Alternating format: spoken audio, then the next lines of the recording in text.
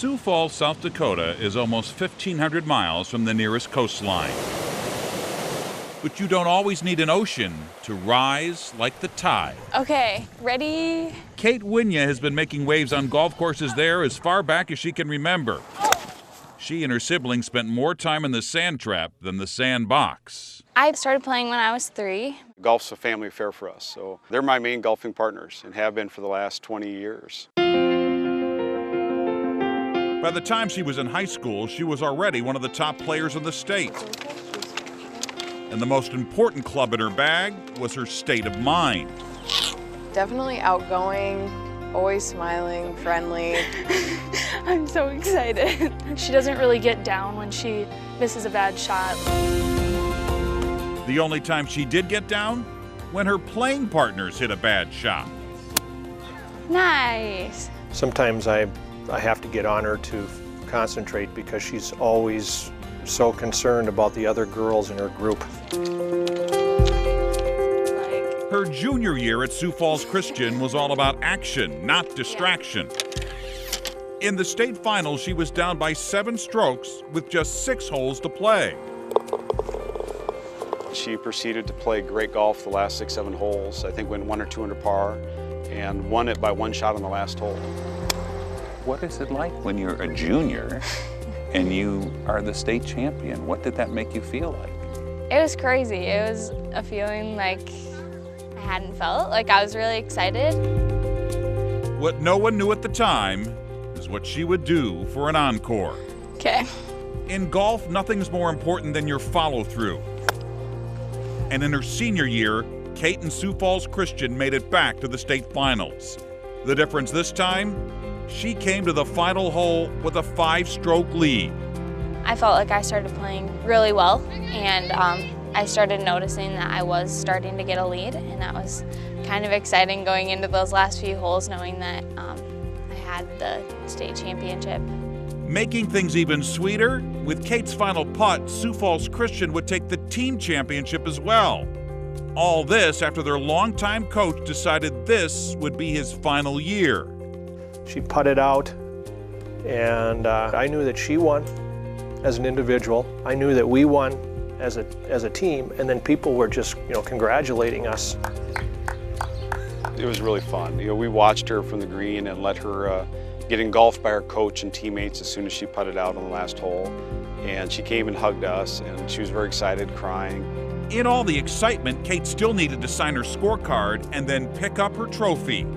We're worried about getting the scorecards in and getting it all tabulated and then starting with the awards presentation. Then everything that was right took a wrong turn.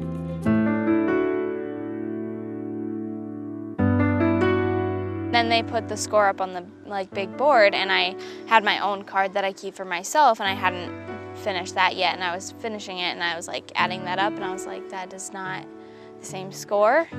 The rules of golf are harsh but clear. If you submit an incorrect scorecard, you're disqualified. Keep in mind, the only person who even realized there was a problem was Kate.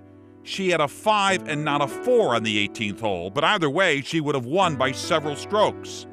But she learned from her parents staying silent was not an option. That's just how they taught me. You tell the truth. If you know something is wrong, then you tell the truth. There isn't really another option. Kate came and tapped me on the shoulder, and she said, "Coach, I need to talk to you right now."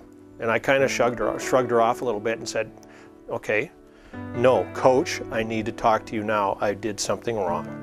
In this case, the truth hurt. Self-reporting the mistake not only cost Kate the state title, but her teammates as well. My heart was broken. I thought I had let them down. And so all I could say was, I'm sorry. I remember seeing my team, and I just was just crying pretty hard and just kept saying, I'm sorry. I just felt awful for her, and I tried to be the comforter as much as I could.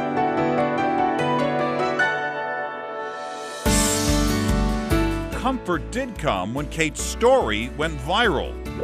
No, her name wouldn't be etched on the state championship trophy, but her active integrity etched its way into the hearts of people across the country. There was even this tweet from the greatest golfer of all time, Jack Nicklaus. Congrats to this young lady for using golf as a vehicle to teach us all life lessons on honesty and integrity. I just remember calling my dad and just like basically screaming. She was stunned and taken back that anybody would take the time, to recognize her like that. I was wondering if you could sign my team's picture. And he recognized her again in person when he traveled to Sioux Falls for an exhibition round. Taking golf lessons can teach you to drive, chip, and putt. Okay. We have a lot of green to work with. We're good. But sometimes the greatest lesson of all comes after the clubs are put away. I have young children, and it made me think of it. If they were to grow up and be in the same position and do the same thing, how proud I would be of them. Certainly winning is wonderful, but who you are, your character, how you treat others, if you enjoy it, is much more important and lasting. It's worth it to tell the truth. It's worth it to be honest. Kate Wynja showing us all that you don't have to win the trophy to be a champion. I think the earth is a better place because of Kate Wynja. What she did, every person should do.